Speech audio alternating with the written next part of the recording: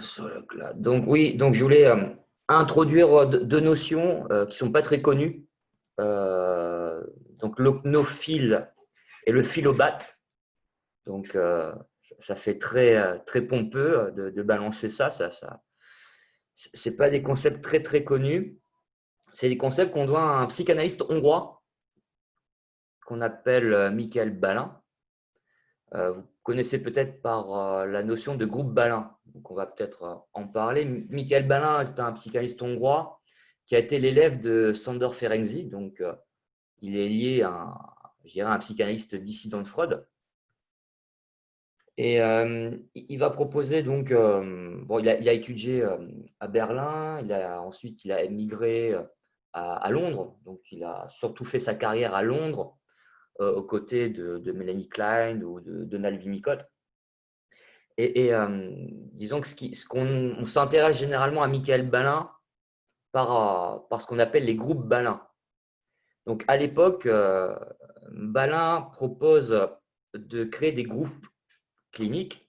D'ailleurs, c'est pour ça que ce soir, effectivement, en tout cas, je n'ai pas donné le nom de cours de l'APE, mais bien de groupe clinique pour bien sûr faire un petit peu référence à cette notion propre à Michael Balin. Donc, l'idée à son époque, c'était de rassembler une douzaine de médecins et d'analyser la pratique médicale. Donc, il estimait que le médecin, donc il s'intéressait avant tout aux médecins généralistes, il estimait que le médecin avait un premier mode de compréhension du patient qui était un mode de compréhension rationnel. Donc, poser un diagnostic, ensuite un pronostic, etc. L'idée de Balin, c'est de choper le mode de compréhension émotionnel du médecin. Donc, effectivement, de comprendre l'aspect psychologique qui existe entre le médecin et son patient.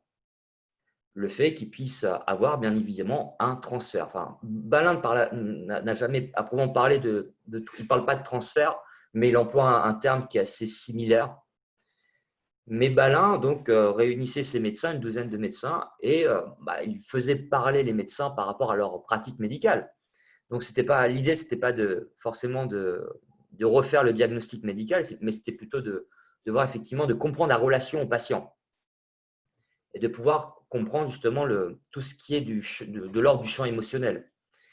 Et en fait, cette expérience a eu beaucoup de succès et en fait, derrière, on a commencé finalement à appliquer ça à d'autres métiers, que ce soit les éducateurs, les assistantes sociales, les infirmiers, etc. Donc, c'est quelque chose qui est quand même assez courant. Hein. C'est ce qu'on appelle l'analyse de pratique. Donc, l'analyse de pratique, c'est quelque chose aujourd'hui qui est assez courant, aussi notamment dans le milieu de l'entreprise. Donc, voilà essentiellement pourquoi Balin est connu. Mais il est connu aussi pour avoir proposé ces deux notions un peu mystérieuses, l'ocnophile et le philobate. Alors, je vous dis ça comme ça, forcément, ça ne vous dit rien, mais on va un petit peu rentrer dans le détail et ça va vous parler. Alors, l'ocnophile, c'est celui qui se dérobe, c'est celui qui hésite, c'est celui qui s'attache, qui se comprend. Il va s'attacher à un objet. Et le philobate, c'est le contraire. C'est celui qui marche sur les extrémités, c'est celui qui défait, qui se détache. C'est celui qui prend la liberté. Alors, pour mieux comprendre un petit peu ces deux notions, on va prendre un cas concret. Est-ce que vous connaissez, bon, je pense que vous connaissez tous l'acrobranche, par exemple. On peut prendre l'exemple de l'acrobranche. Donc, on a des arbres, on a tout un ensemble de parcours avec des échelles, des lianes, des cordes, etc. Donc, l'objectif, bien sûr, c'est d'aller au bout du parcours. Eh bien, l'ocnophile, si vous voulez, c'est celui qui va, quand il démarre le parcours, il va s'accrocher, on va dire, à la première branche et il ne va pas bouger. C'est-à-dire qu'il ne va pas pouvoir se détacher de la branche, de la liane, et il va rester collé. Parce que c'est comme ça qu'il se sent en sécurité. Le philobate, lui, c'est le contraire. Lui, il se balade sur le parcours d'une branche à l'autre, etc. C'est un vrai singe. Donc, il n'y a aucun problème. Donc, il est très à l'aise dans le parcours parce qu'effectivement, il est à l'aise avec tous les objets de ce parcours. Il se sent chez lui à travers tous ces objets. Donc, l'ocnophile, c'est celui qui s'attache, hein, et c'est celui qui finalement qui s'attache à un objet qu'il ne désire pas lâcher. En tout cas, il est dans l'impossibilité de lâcher l'objet. Il n'arrive pas à avancer plus d'un pas sur le parcours, alors que le philobate est celui qui se balade en toute liberté sur ce parcours. Donc, Michael Balin, en fait, utilise ces deux notions pour essayer de comprendre la relation de l'homme à l'objet. Que ce soit une personne, un zombie, etc., peu importe, mais c'est là, essayer de penser la relation à l'objet. Donc, l'ocnophile, bien, vous l'aurez compris, n'a aucune liberté par rapport à l'objet auquel il s'attache. Donc, il est prisonnier de cette relation. Donc, il a peur de lâcher l'objet et de se trouver abandonné. Par manque de confiance, il s'accroche à l'objet et donc, voilà, une illusion d'être en sécurité, bien sûr, parce que là, il est bien question d'une illusion d'être en sécurité quand on est collé à l'objet. Donc, l'ocnophile est prisonnier de l'attachement qu'il porte à l'objet. Plus l'ocnophile sera angoissé, et plus il va resserrer l'objet, plus il va resserrer son étreinte. Donc, Balin aussi note que plus on investit l'objet, et plus, effectivement, on resserre son étreinte, donc jusqu'à aller à une possession totale. Donc, le philobate, lui, n'a pas d'attachement à un objet. Concrètement, il n'est pas attaché, il est à l'aise dans le monde, il est à l'aise en tout cas dans un monde où il peut se débrouiller tant que les objets qu'il va rencontrer, tant que ces objets font partie d'une ligne routinière. C'est-à-dire qu'il y a une connaissance de ces objets qui fait qu'il est à l'aise. Donc on peut parler, Balin va reprendre un petit peu des terminologies qu'on retrouve chez Winnicott, donc il va parler d'espaces transitionnaires. Donc l'idée de parler d'objets ou de lieux connus qui fait que finalement il se sent en sécurité vis-à-vis de ces objets. Alors, Michael Balin va encore pousser la réflexion plus loin, puisque de ces deux notions, il va les attribuer au psychanalyste. Donc, il va parler du psychanalyste ocnophile. Le psychanalyste ocnophile, c'est celui qui va proposer un travail, bien entendu, centré sur le transfert. Donc, il va favoriser, si vous voulez, et maintenir les projections fantasmatiques de l'analysant qui vont assurer le sentiment de sécurité. Donc, l'analyse n'est pas dans une posture où il va empêcher l'analysant de prendre possession de l'analyse comme un objet sécurisant. Il va plutôt l'encourager, et c'est ce qu'on peut dire quand quelque part, l'analyste espère qu'il y a un transfert entre l'analysant et l'analyste. Donc, effectivement, dans ce cas de figure, on espère finalement que l'analysant va s'attacher à nous. Donc, dans ce cas de figure, l'analyste, il rentre en tout cas si vous voulez, dans la posture de l'ocnophile.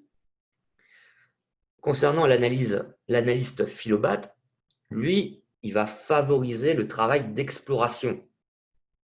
Donc, un travail d'exploration de tous les espaces amis que l'analysant peut rencontrer.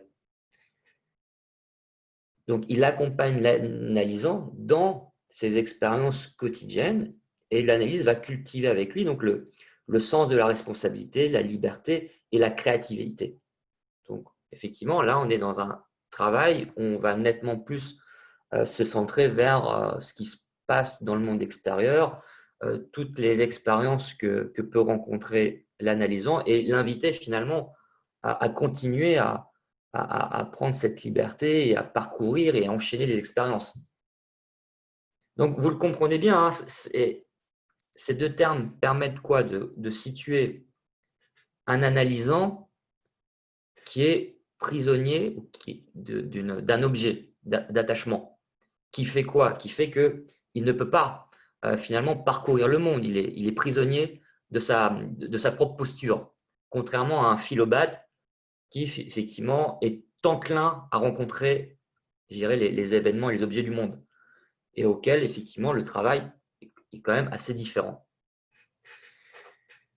Donc voilà un petit peu hein, pour commencer, hein. Écoutez, n'hésitez pas, hein, si vous avez des questions, je crois que on peut, il y a une possibilité, il n'y a pas une petite main quelque part pour interpeller l'intervenant que je suis, je ne sais plus. Invité, muet. Si vous voulez prendre. Non, je crois que vous pouvez couper le micro hein, directement. C'est Si vous là. voulez prendre la parole. Tu peux mettre réaction aussi, si tu appuies sur réaction, il y a une petite main qui peut se mettre en route. D'accord. Tu vois? Là, c'est toi qui as activé t'as activé une main? Ok. C'est pour te faire voir en fait. Ok, bon, écoutez, je suis encore opnophile avec Zoom.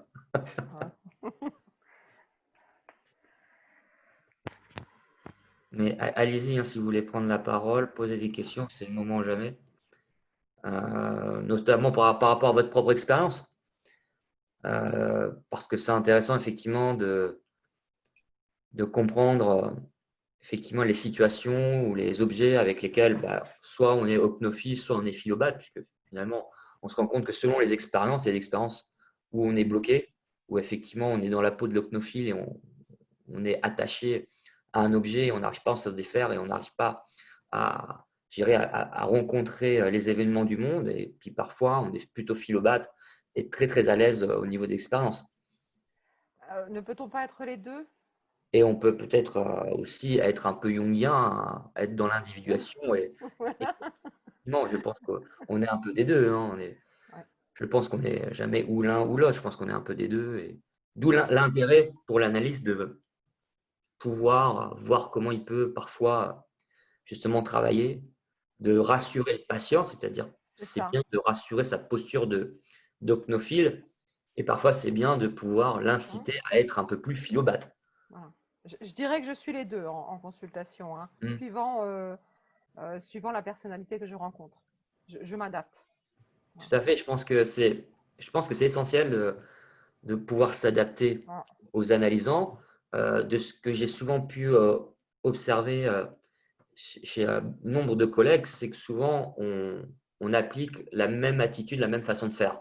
Bon, Donc, par exemple, ceux qui utilisent la scansion de Lacan, j'ai remarqué que beaucoup l'utilisaient sur tous les patients, sur tous les analysants.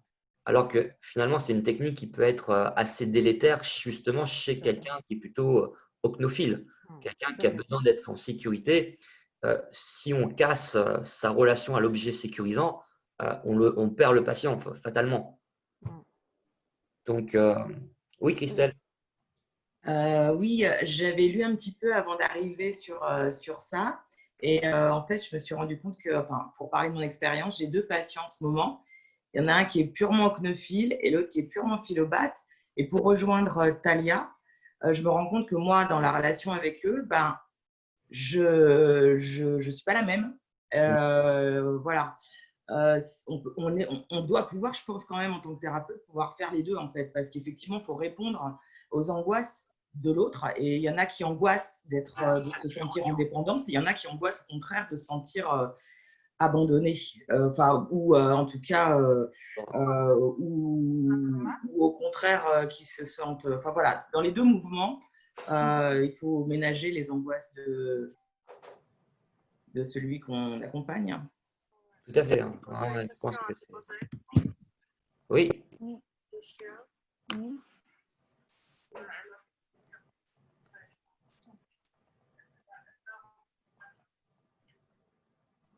Moi, par exemple, je prends une position d'ocnophile souvent avec les personnes ayant subi l'abandon très jeunes, n'ayant pas. J'ai trois femmes en ce moment 3 femmes où l'enfance a été l'enfer, où il n'y a pas de parents, où c'est la DAS, où ça a été des violences, de la maltraitance, etc. Et tout de suite, j'ai senti qu'elles avaient besoin de s'accrocher à quelque chose de sécurisant. Donc, moi, donc voilà. Et donc, en ce moment, nous travaillons, alors il y en a une, on en est toujours en fait à ce non-mouvement quelque part, à cet attachement, à cet accrochage. Et la troisième que j'ai depuis plus longtemps, tout doucement, on part vers l'extérieur, vers le monde. Mais c'est très, très important. Oui, il faut vraiment, vraiment en fait, avoir une capacité d'adaptation pour certains patients. Et ceux qui ont cette blessure d'abandon, enfin ce trauma, il y a vraiment un besoin de sécurité. Il y a vraiment un besoin de sécurité. On ne peut pas faire la scansion, par exemple, pour ces personnes-là. C'est du rejet, c'est de l'arrachement, c'est de la brisure. Et on ne peut pas travailler de cette manière avec ces personnes-là. Complètement. Par contre, la scansion peut être utile Oui, sur des analysants, par exemple, trop philobates. Ça veut dire que je tout pense à fait. à ces analysants qui se sentent trop libres et effectivement qui n'ont plus de cadre, qui n'ont plus de limites. Et dans ce cas-là, effectivement, ça peut être très intéressant d'utiliser la scansion et Tout à fait. justement de pouvoir trancher, de pouvoir couper, de frustrer Oui, c'est cet ça. analysant pour lui un petit peu le faire redescendre un petit peu sur terre et lui faire comprendre l'importance aussi parfois de pouvoir trouver un cadre sécurisant. Tout à fait. Parce qu'on a Si on aussi, en voilà, revient à l'acrobranche, c'est le cadre. rattraper. Voilà. Comme tu disais, le faire revenir sur terre. Pour revenir à l'acrobranche, c'est le rattraper. La scansion, pour lui, c'est le rattraper, le remettre en fait dans le cadre. Un cadre flexible, mais un cadre. Tout à fait. Ouais. Donc déjà, voilà, c'est intéressant ce qu'on dit là, parce qu'effectivement, ça montre qu'il faut pouvoir justement montrer notre capacité d'adaptation et que selon les cas cliniques, eh bien, c'est notre façon de nous adapter à l'autre qui va être déterminant dans la cure. Oui, tout à fait. Et ça, c'est crucial de le dire, de vraiment d'insister là-dessus, parce qu'on sera toujours différent avec l'analysant. D'un analysant à l'autre, on ne sera jamais le même analyste. Toujours, bien sûr, on garde, si vous voulez, on garde une sorte, on a une sorte d'image archétypique qui reste, on a un socle commun, mais effectivement, l'attitude peut vraiment être très variable et ce n'est pas un problème parce que souvent j'entends des analystes me dire oui, non, mais il faut être cohérent, faut entrer dans la même ligne directrice, il ne faut pas changer son attitude, etc. Je pense que là, c'est un tort, on peut pas toujours être la même personne avec l'autre. Je crois que c'est se leurrer, justement, c'est plutôt se leurrer de croire qu'on peut toujours être dans la même attitude. C'est très bien qu'on a besoin de s'adapter, que selon les situations, effectivement, on est amené à être différent. Oui, Barbara. Oui, je suis tout à fait d'accord avec au début de la création de la relation, certains auront besoin de s'attacher au début, mais après, au fur et à mesure du développement de la relation et au fur et à mesure de la cure, il faut pouvoir se détacher à un moment donné. Et ce patient devrait faire un travail aussi pour se détacher, pour que l'analyse parfois ne dure pas 20 ans, parce qu'on deviendra cet objet idéal peut-être trop longtemps. Donc, au début, on est en avant dans cette relation, mais après, il faut qu'on recule et puis on se détache. En fait, nous, il faut qu'on fasse un travail de détachement pour que cette personne devienne autonome. Est-ce que vous êtes bien d'accord? C'est essentiel ce que tu dis, Barbara. C'est vraiment essentiel et quelque chose sur lequel aussi il faut insister.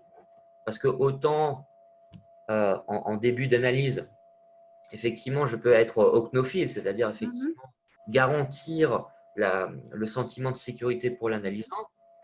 Mais en même temps, je ne dois pas m'enfermer dans cette situation confortable. C'est-à-dire que le travail, il va consister au fur et à mesure de donner les clés à l'analysant justement de pouvoir se détacher de l'objet d'attachement que je représente en tant qu'analyste.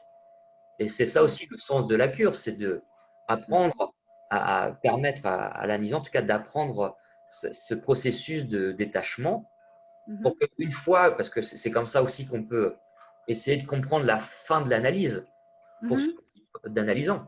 C'est-à-dire que la fin de l'analyse, là, pour le coup, ça va signifier l'émergence du sentiment de détachement vis-à-vis de l'analyste. Et c'est là qu'on peut parler de fin de l'analyse.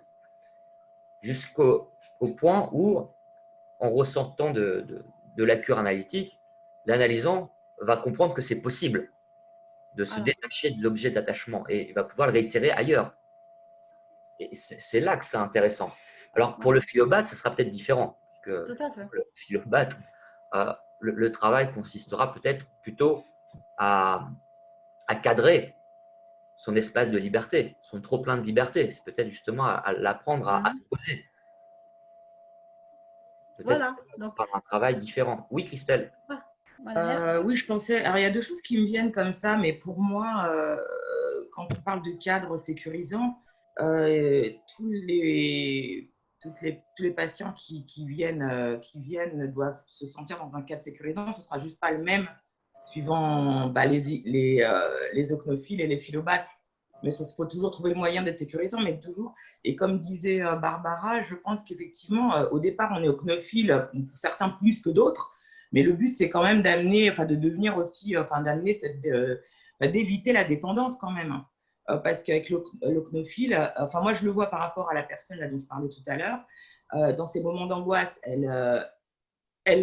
comme tu disais dans l'acrobranche, elle est de plus en plus demandeuse, elle essaye vraiment elle devient dépendante en fait. Et tout l'enjeu à ce moment-là, c'est justement de ne pas céder à ce qu'elle, pas ce qu'elle imagine, en tout cas qu'elle ne s'installe pas dans cette dépendance-là.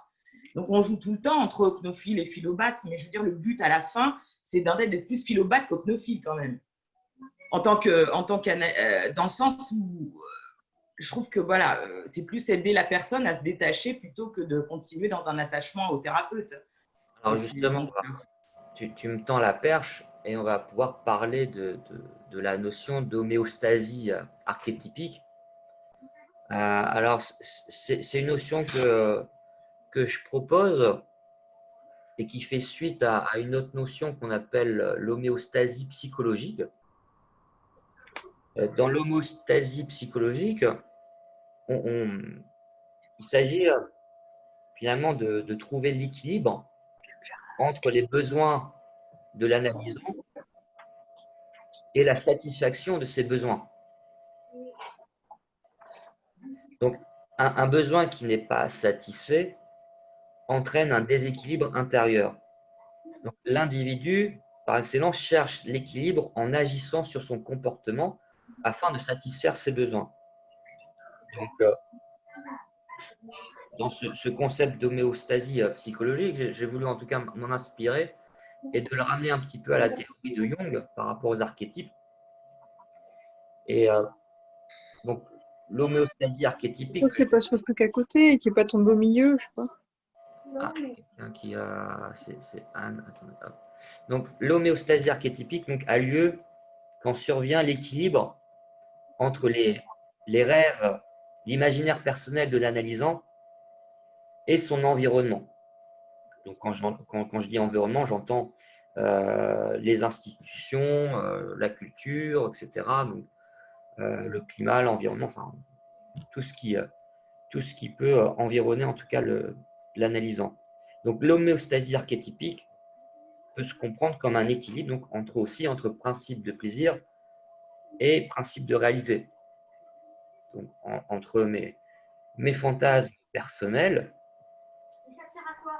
et la réalité, c'est-à-dire le principe de réalité chez Freud, c'est effectivement la loi du pays dans lequel on se trouve, etc. Donc, ce sont les règles, les lois, etc. Donc, ça fait partie du principe de réalité. Donc, cette c'est pas évident parce qu'il faut quand même rappeler que chez Freud a tendance à nous dire que finalement, l'analyse personnelle doit nous pousser à accepter le principe de réalité et à soumettre finalement le principe de plaisir au principe de réalité. Donc, dans beaucoup de textes de Freud, il y a quand même cette idée que l'analysant doit accepter les règles de la société, les lois de son pays, qui doit rentrer quand même quelque part dans le moule. Effectivement, Freud avait, à l'époque, avait cette posture-là. Et d'ailleurs, il y a eu une dissidence déjà par rapport à ça, notamment avec Otto Gross et ensuite avec Jung, avec Reich, avec d'autres. Donc, il y a tout un débat là-dessus sur, effectivement, est-ce que l'analysant doit finalement rentrer dans le moule ou pas? C'est toute la question. Moi, je propose finalement l'homostasie archétypique pour dire que finalement, l'idée, c'est de trouver un équilibre entre le principe de plaisir et le principe de réalité. Je veux dire qu'effectivement, trouver une sorte de compromis psychique, de voir en quelle mesure on peut trouver ce compromis. Donc, voilà ce que je voulais vous proposer justement pour répondre à ta question, Christelle, pour finalement, on est un peu opnophile, on est un peu philobate, donc cette idée d'homéostasie archétypique, eh bien, effectivement, ça peut peut-être venir nous aider de trouver une sorte d'équilibre entre ces deux pulsions, mais même entre toutes les pulsions existantes, parce que bon, on le comprend assez vite quand on rentre en psychanalyse, les pulsions sont nombreuses. C'est un vrai bordel à l'intérieur de la psyché, donc toutes ces pulsions qui s'affrontent. Donc oui, l'idée d'homéostasie qu'on trouve aussi en biologie, de toute façon c'est un terme médical à l'origine. Donc l'idée que finalement on arrive à trouver une sorte de coincidentia oppositorum. Alors je pique une formule latine à Nicolas de Cuse qui parle de conjonction des opposés, de coïncidence des contraires. J'aime beaucoup cette notion parce que c'est aussi repris beaucoup chez Jung, l'idée effectivement de trouver une sorte de compromis entre des pulsions qui sont complètement antinomiques. Donc, du coup, je voulais amener ça ce soir sur le plateau. Donc, voilà, n'hésitez pas à me dire ce que vous en pensez. Si effectivement ça vous paraît pertinent au niveau de votre pratique.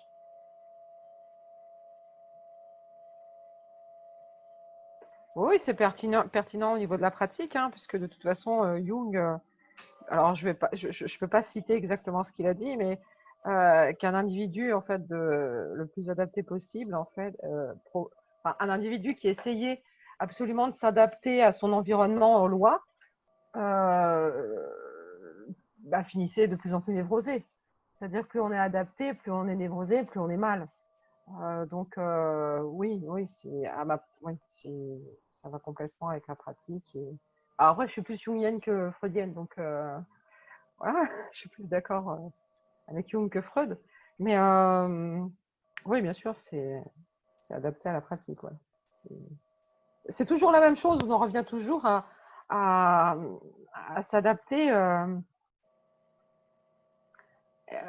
au patient. Où en est-il oui, on en revient toujours à s'adapter au patient, en fait. Oui, Christelle.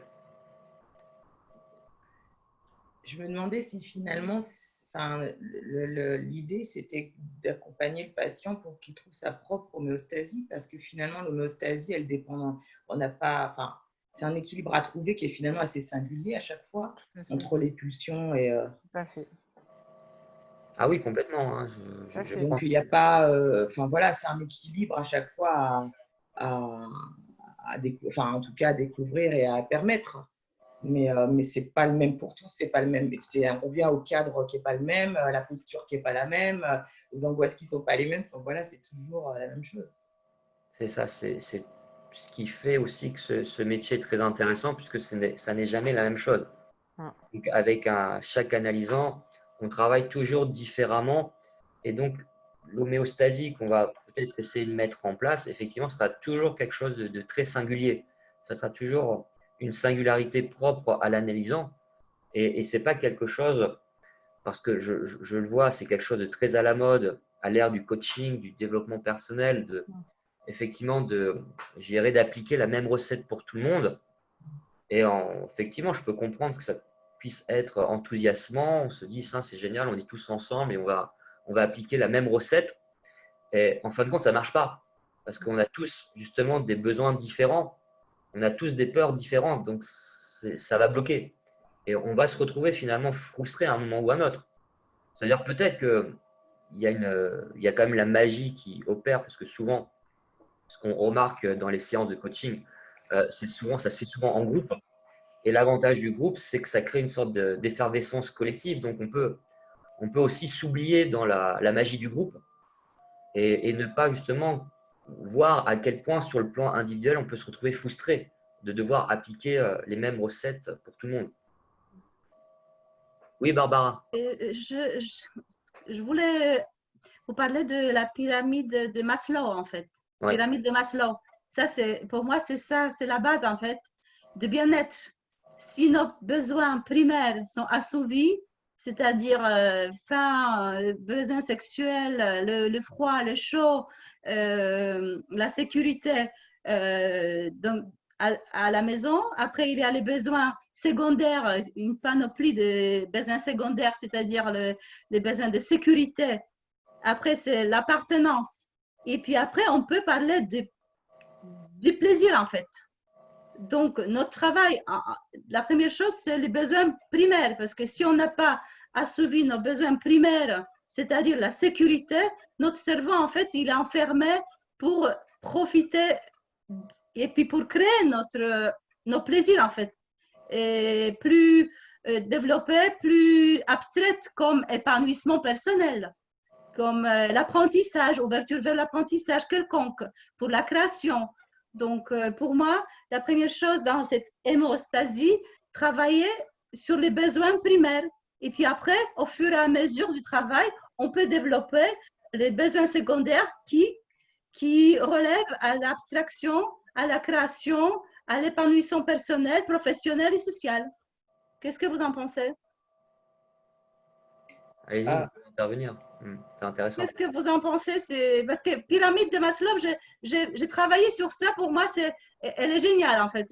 Tant dans le cadre personnel, professionnel aussi, ces besoins vraiment de base primaire, c'est-à-dire la sécurité aussi, c'est très important. Quand on se sent en sécurité, on peut penser à épanouissement, à développement personnel plus abstrait, plus recherché. Mais si on n'a pas ça, notre cerveau est enfermé, la parole est bloquée, le corps est crispé, on ne peut pas penser à découvrir le reste de nous, en fait. Non? Qu'est-ce que vous en pensez? Dites-moi. Si, c'est évident. Si l'être humain ne se sent pas en sécurité, il va être en survie. Il va rechercher sa sécurité. On est aussi des animaux, hein. Donc, le développement personnel, c'est pour les personnes qui ont déjà en fait cette sécurité d'installer, ou pour des personnes qui se sentent en insécurité mais qui ont besoin de rejoindre un groupe. Comme disait Frédéric tout de suite, c'est sympa, il y a le groupe, etc. Et là, on est plus dans l'enfant.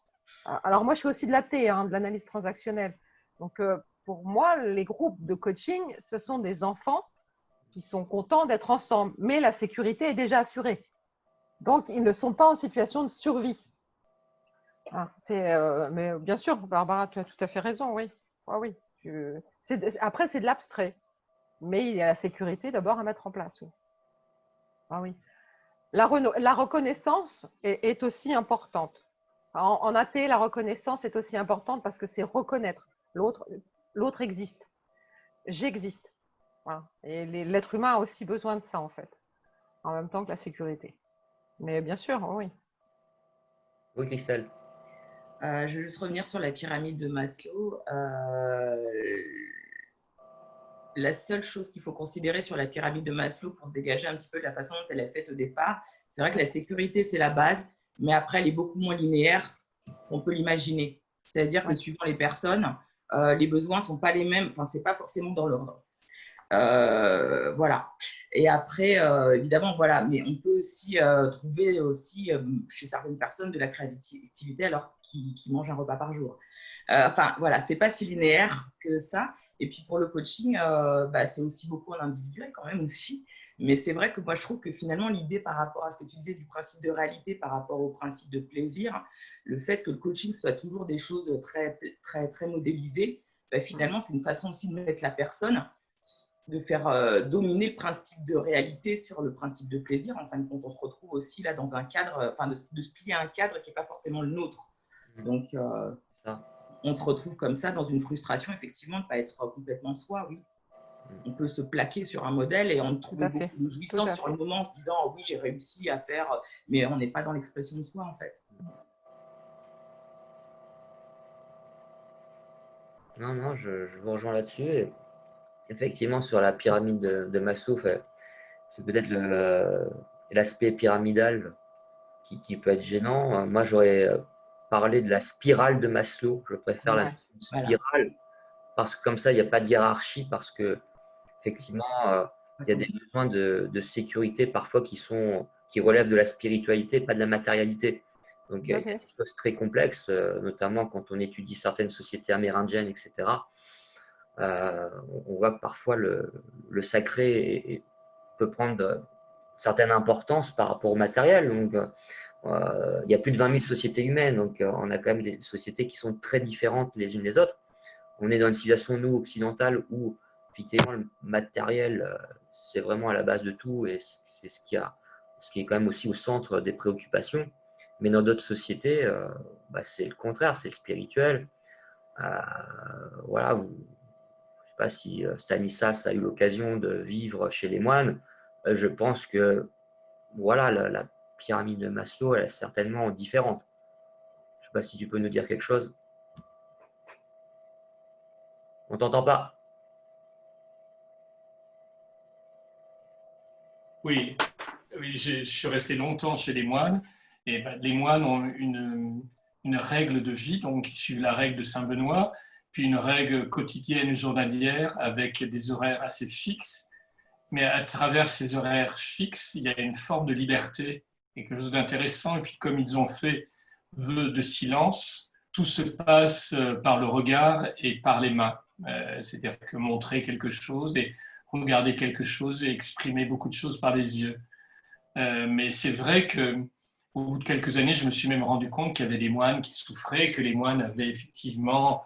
il y en a qui sont égoïstes, d'autres qui sont méchants, d'autres qui sont menteurs. Ce ne sont pas des hommes parfaits, loin de là, mais c'est ce qui fait leur force. Et ce qu'on disait tout à l'heure, c'est que le fait qu'ils vivent en groupe et dans un milieu clos et très sécurisant change beaucoup le paradigme de leur vie quotidienne. Ils n'ont a priori pas de soucis à se faire dans l'endroit où ils sont. Le fait du silence, le fait de la construction du lieu. Et moi, je fréquente des moines bénédictins, donc c'est le chant grégorien et la manière de chanter le chant grégorien et de leur manière de parler en rectotono fait que la parole est totalement différente en rectotono. Si les gens ne savent pas ce que c'est parler d'une manière totalement droite, sans accent tonique ni irrégularité dans le ton. Maintenant. Vous m'avez entendu? Oui, oui, oui. Est-ce qu'il y a d'autres choses à ajouter?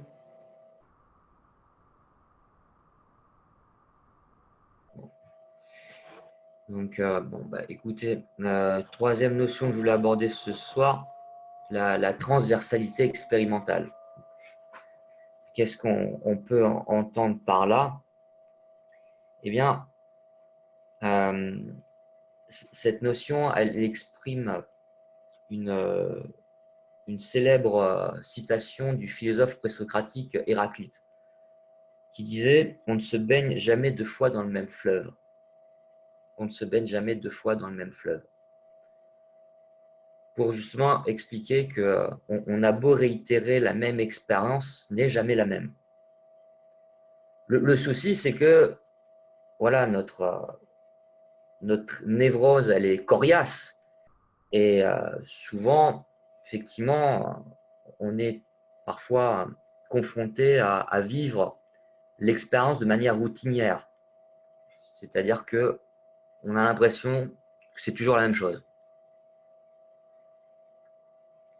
Donc, sur quelque chose d'assez simple, par exemple, chaque matin, je vais boire mon café à la Rotonde, à Montparnasse, à la même heure, etc. Donc, c'est quelque chose de routinier et de sorte que j'en arrive à un point où c'est comme si j'avais la tête dans le guidon et voilà, je n'arrive plus à différencier puisque tous les matins, la même expérience se répète et je ne vois pas la différence.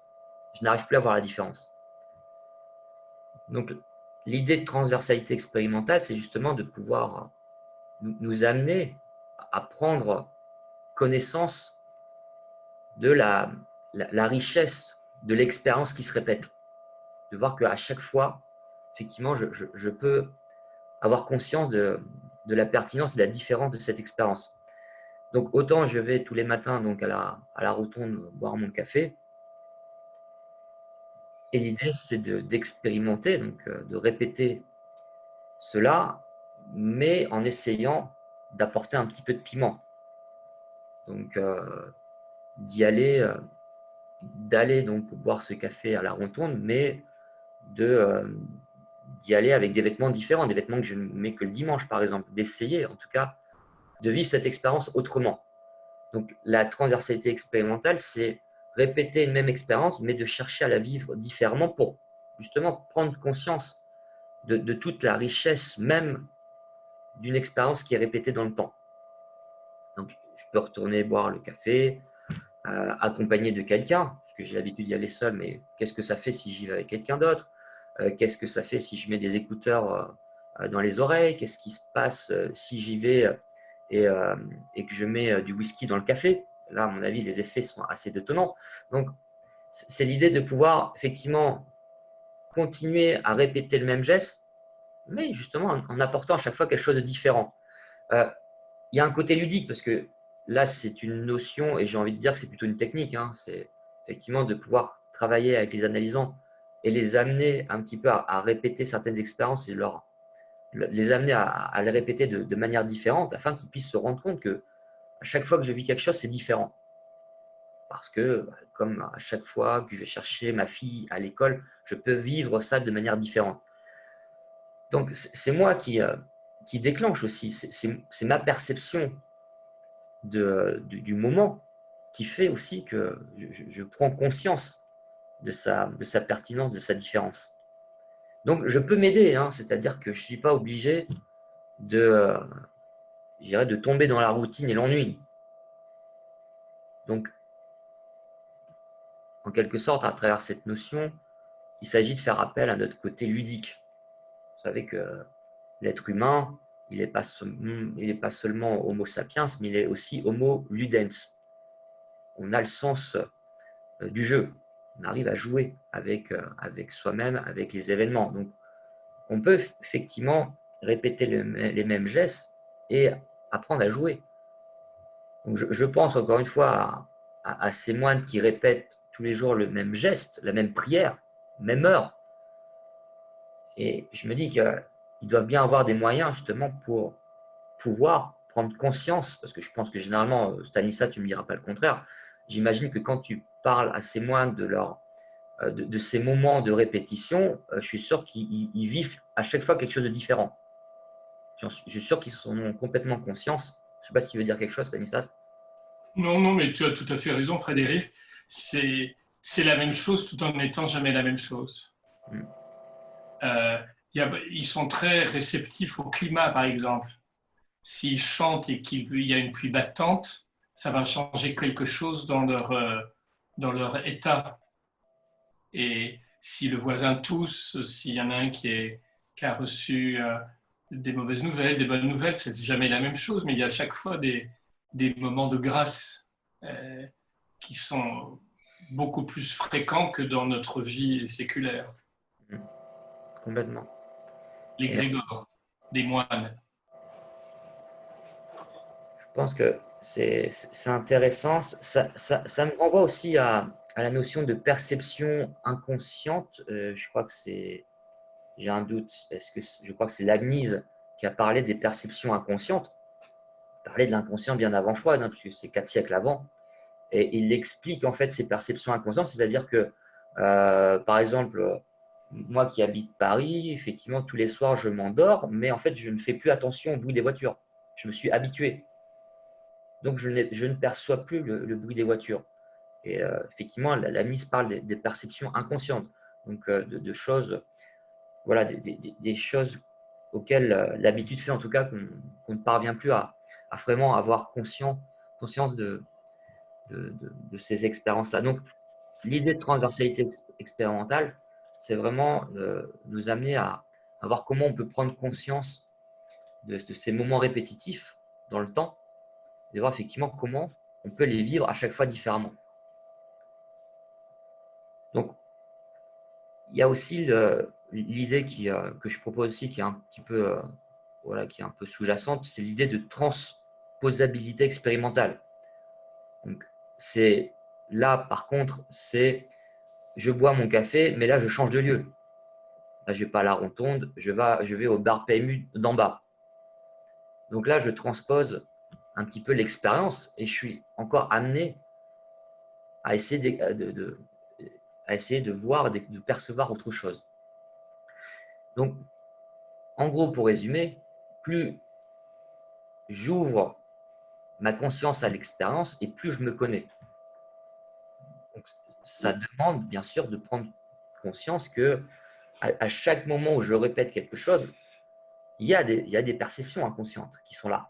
À moi, justement, d'être disponible à ces perceptions inconscientes. Et là, c'est un exercice, une fois qu'on y arrive, c'est assez extraordinaire. Parce qu'effectivement, il y a une multiplicité d'images, de sons, de couleurs qui viennent à ma connaissance. Et en plus, ça me permet de sortir de la routine. Et je vous dis ça parce que moi, je reçois quand même aussi pas mal d'analysants qui souffrent d'ennui, de routine. Et qui me disent, bah voilà, moi, c'est toujours la même chose au travail, tous les jours, c'est répétitif, je m'ennuie, c'est toujours les mêmes images, les mêmes couleurs, les mêmes odeurs. Et je sens à quel point la répétitivité des gestes peut effectivement créer une souffrance psychique. Et là, effectivement, il s'agit de faire ressortir quelque chose qui est pensé depuis plus de 2500 ans, depuis l'époque des Grecs jusqu'à Leibniz, jusqu'à Sartre, Freud, Lacan, etc., de pouvoir prendre conscience de perception inconsciente. Alors, je ne sais pas si je me suis bien fait comprendre, mais vous allez pouvoir aussi vous exprimer.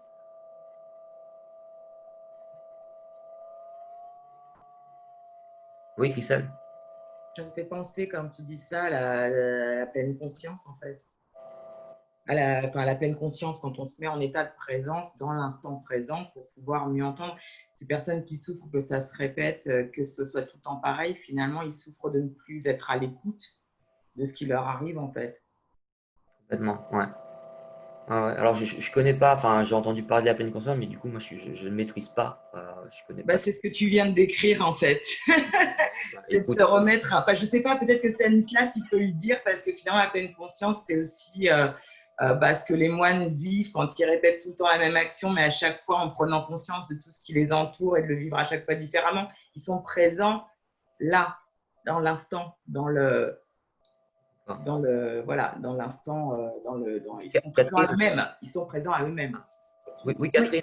Oui, je voulais justement, oui, je pensais également à la pleine conscience. On trouve notamment la pleine conscience dans certaines civilisations orientales, l'Inde, avec notamment le yoga, la méditation. Et c'est ça, c'est un démarrage, prendre conscience de son environnement dans le calme, plutôt que de toujours avoir des pensées, parce que souvent le train-train, les répétitions sont peuplées en fait de pensées qui viennent et on fait plus du tout attention à son environnement extérieur.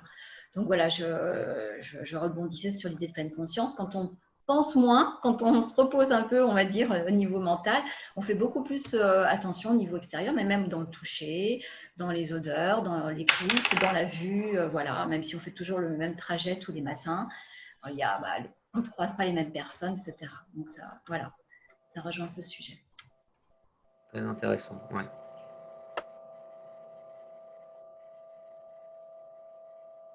Oui, Ça permet même de calmer les pensées.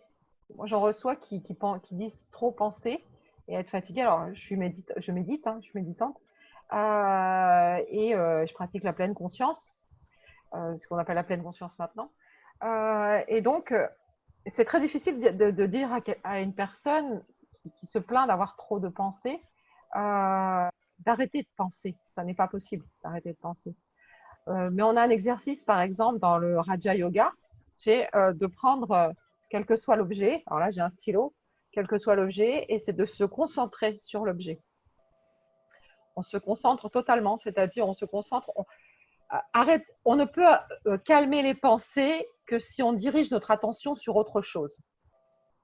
Donc on dirige notre attention sur le stylo, il est orange, et on le décrit, on le touche, et il n'y a que comme ça. Donc ça, c'est un peu ce que tu disais, Frédéric, au début. Alors ce que tu as dit, ça m'a fait penser, alors, ça va être c'est une expérience que j'ai faite il y a quelques années.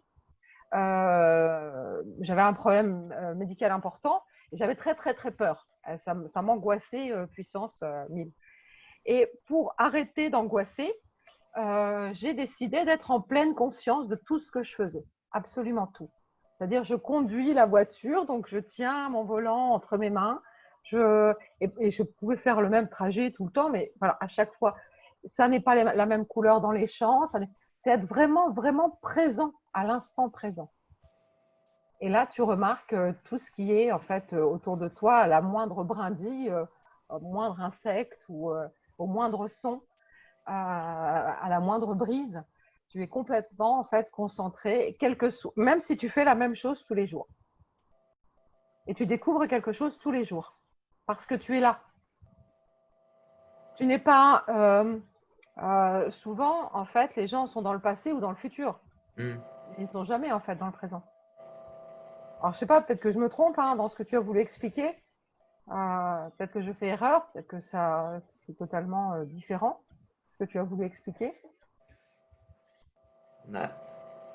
Alors, je ne sais pas, enfin, je pense qu'il y a cette notion de ici et maintenant. Je suis à peu près d'accord. En tout cas, je pense qu'on n'est pas très très loin. Après, à mon sens, c'est quelque chose qui m'a inspiré. Enfin, c'est Jung qui m'a inspiré là-dessus par rapport à son idée d'imagination active, puisque Jung avait cette technique-là avec ses patients, où il demandait à l'analysant de prendre une image intérieure, un rêve ou une image extérieure, par exemple une icône, l'image d'un saint par exemple, et il lui demandait de se concentrer, de méditer sur cette image et justement de pouvoir comment dire, de pouvoir percevoir les images qui venaient à sa conscience. Okay. Il y a d'autres images finalement que l'image qu'il y a devant moi. Okay. Donc effectivement, voilà, si je regarde un stylo devant moi, si je prends un stylo, et effectivement, à quoi ça me fait penser, voilà, je sais pas, je vois un chapeau. Je sais pas pourquoi j'ai vu un chapeau. D'accord.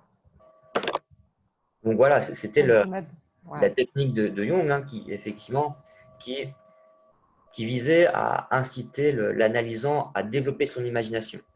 Okay. Donc, à essayer à travers une image, on est quand même très très proche de l'association libre, effectivement, de voir effectivement quelles sont les images, les mots qui me viennent à l'esprit quand je regarde quelque chose, et de laisser justement cette imagination travailler. Alors je ne sais pas, comme je ne connais pas la pleine conscience de ce que tu me dis, est-ce que quand on est dans l'instant présent, justement, parce que souvent j'ai entendu l'idée qu'il faut vider justement son mental.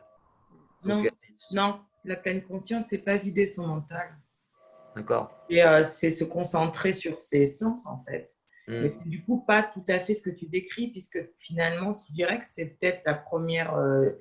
Ce que tu décris, c'est l'étape d'après, on va dire. C'est la rêverie. C'est la rêverie, toi. Enfin, c'est à part la rêverie, arriver à faire émerger du matériel inconscient. C'est ça. Alors que la pleine conscience, c'est vraiment le vivre, c'est pas le penser en fait. Mais c'est. Enfin, je sais pas si Talia, elle est d'accord avec ce que je dis, Si, mais si, je suis d'accord avec ce que dit Christelle. Ouais, ouais. voilà, la pleine conscience, c'est vraiment voilà, être à l'écoute de ses sens et sans y mettre de la pensée. Voilà.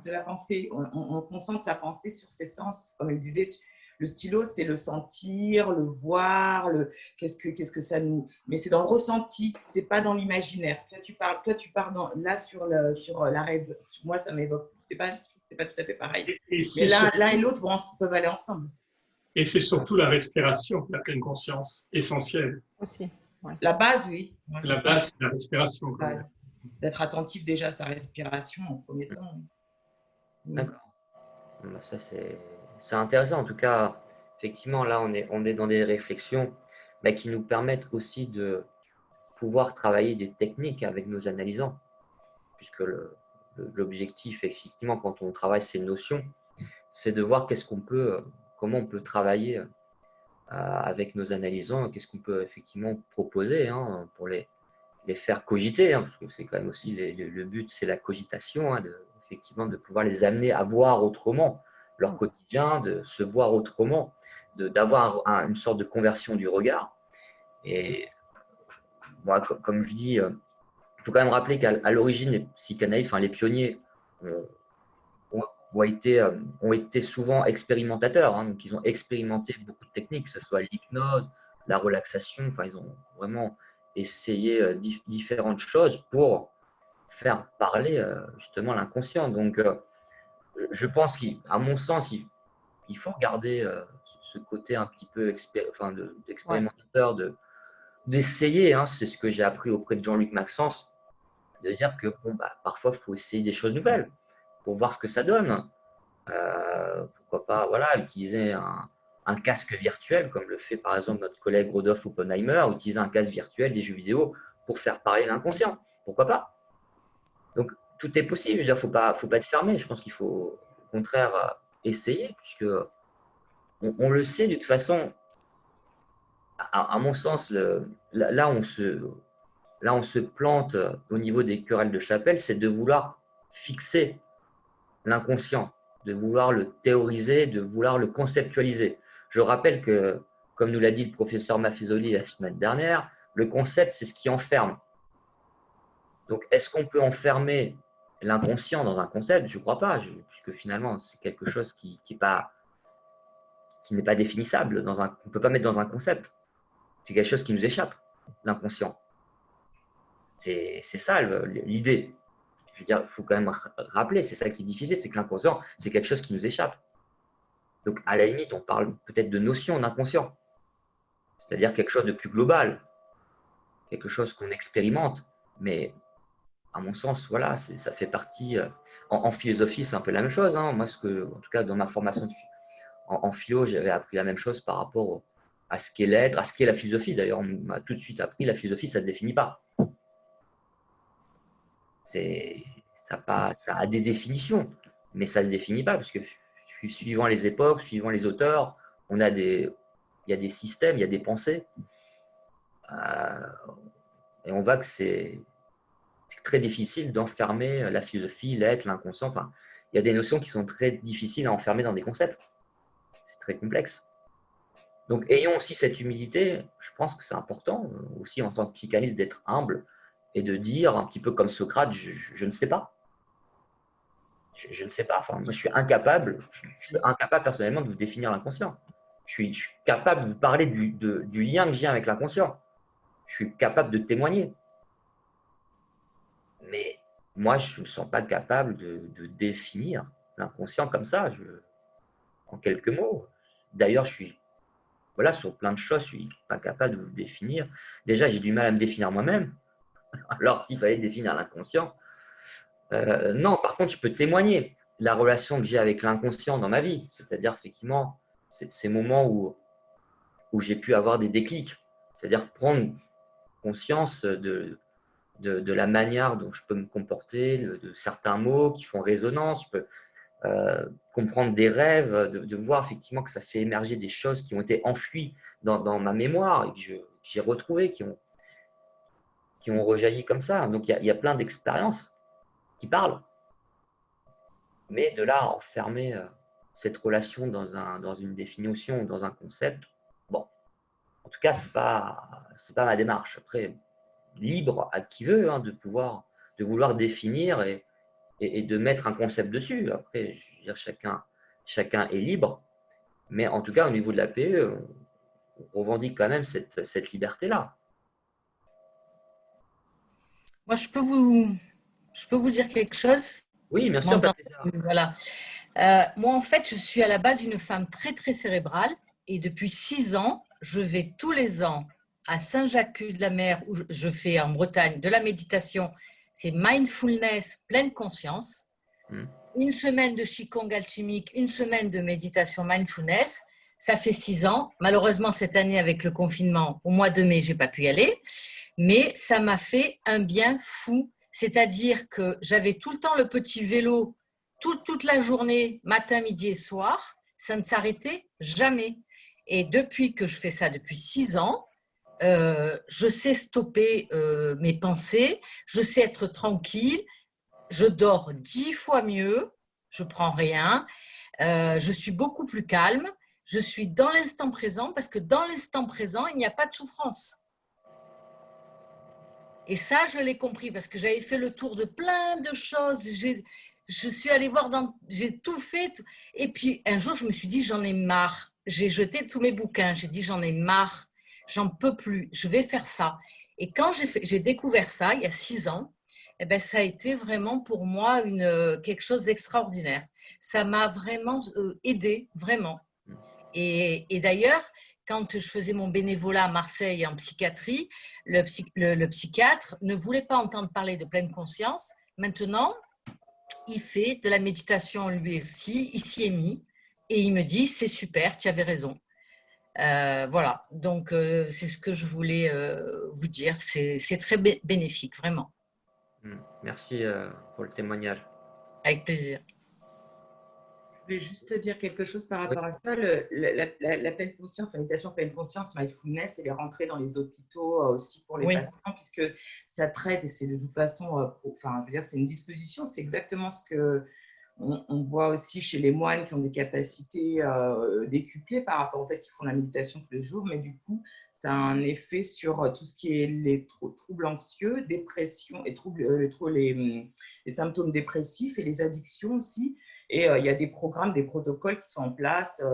Il y en a à Fernand Vidal, il y en a, enfin voilà, ils appellent ça la thérapie pleine conscience, mais c'est vraiment que des protocoles de méditation avec une progression. C'est comportementaliste un peu, hein, c'est dans la lignée un peu, voilà, mais voilà, ça fonctionne puisque à l'hôpital Sainte-Anne. Ça a mis en place de plus en plus dans les services de psychiatrie et dans les services même dans les autres pour apaiser les anxiétés. Christophe André a été un des premiers. C'est lui qui a de la Sainte-Anne. Tout à fait, c'est lui qui enfin en tout cas qui a commencé à diffuser ça. À Sainte-Anne, ça marche très bien et nous, on voulait aller le rencontrer. Malheureusement, il ne nous a pas ouvert le service. Et apparemment, pour les dépressions, c'est extraordinaire. Par contre, c'est complètement contre-indiqué. Enfin, moi, c'est ce qu'on a appris, nous, dans des formations de rétablissement à Marseille, hein, en psychiatrie. Et par contre, c'est complètement contre-indiqué pour enfin, on appelle ça les entendeurs de voix. Nous, on les appelait les entendeurs de voix. Et là, c'était complètement contre-indiqué. Eux, ils n'avaient pas accès à mindfulness. Non, bah non, c'est que les troubles anxieux, les dépressions et les addictions. Tout à fait. Mais c'est pas pour guérir la dépression.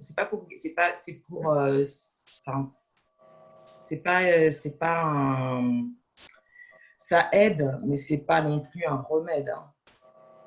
Mais il y avait moins d'apaiser des symptômes, mais ça ne soigne pas la dépression ou les troubles anxieux. Ça permet de mieux les vivre. Voilà, et éviter aussi les récidives. Enfin, en tout cas, les chutes. Voilà, les rechutes. Oui, tout à fait. Ok, bon, bah, écoutez, c'est très intéressant. on va terminer là-dessus. À moins que vous ayez des questions, n'hésitez pas aussi à nous faire partager un petit peu vos interrogations. Hein, si vous êtes dans des lectures et que vous êtes voilà, que vous butez sur certaines notions, n'hésitez pas à en parler. Hein, c'est aussi l'objectif aussi du groupe clinique, c'est aussi pouvoir effectivement un petit peu dissiper les malentendus, les incompréhensions, parce que bon, c'est pas toujours simple de se repérer dans le champ de la psychanalyse, c'est tellement vaste. Ben justement, je ne sais pas si vous m'entendez bien. Oui, bien sûr, Anne. Moi, j'ai noté la transposabilité expérimentale et qui me pose questionnement. Je ne sais pas tellement comment formuler ma question. J'ai une petite zone d'ombre à éclaircir. Donc, l'objectif, c'est de sortir de la routine. Et en fait, selon moi, en fait, aller revivre, entre guillemets, une expérience, ça permet d'aller prendre conscience des ressources qu'on a, parce qu'on a déjà vécu cette expérience, on l'a vécu d'une certaine façon, et quand l'opportunité se présente de revivre une expérience similaire, on se base sur ses acquis pour connaître en fait ses ressources. Donc pour moi, l'expérience, elle a ce but-là. Donc revivre une expérience sous forme de routine.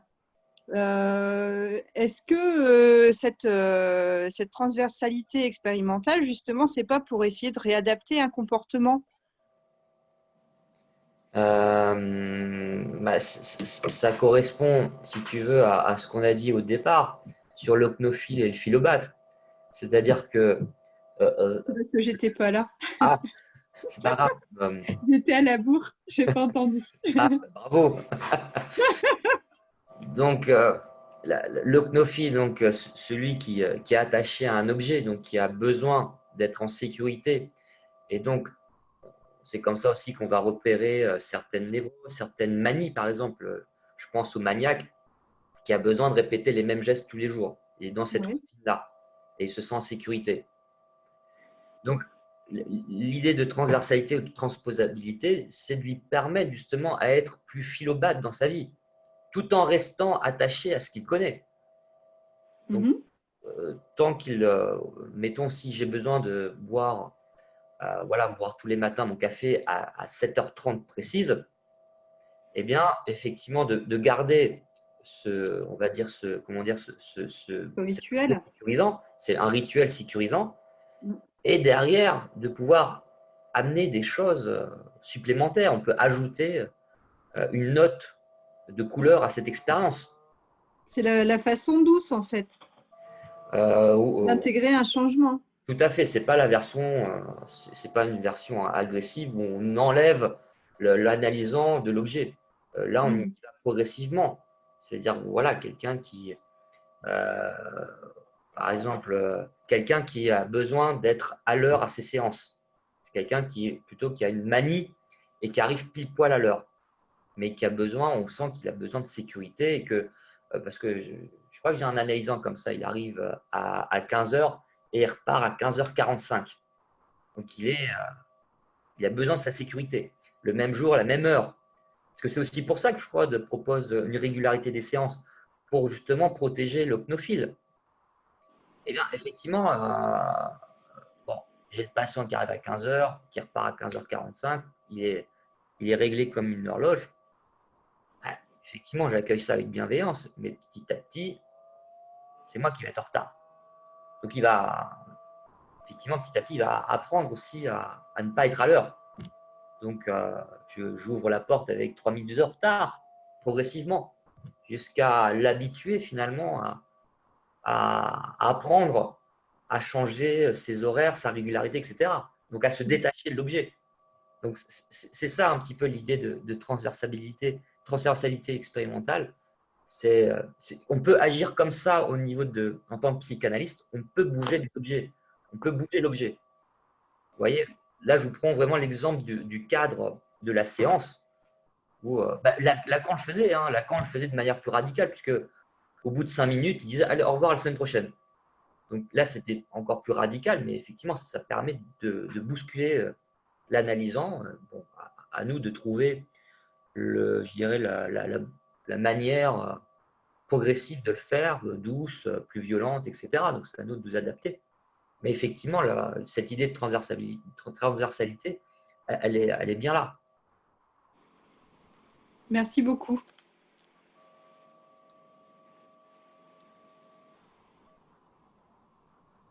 Il n'y a plus de questions?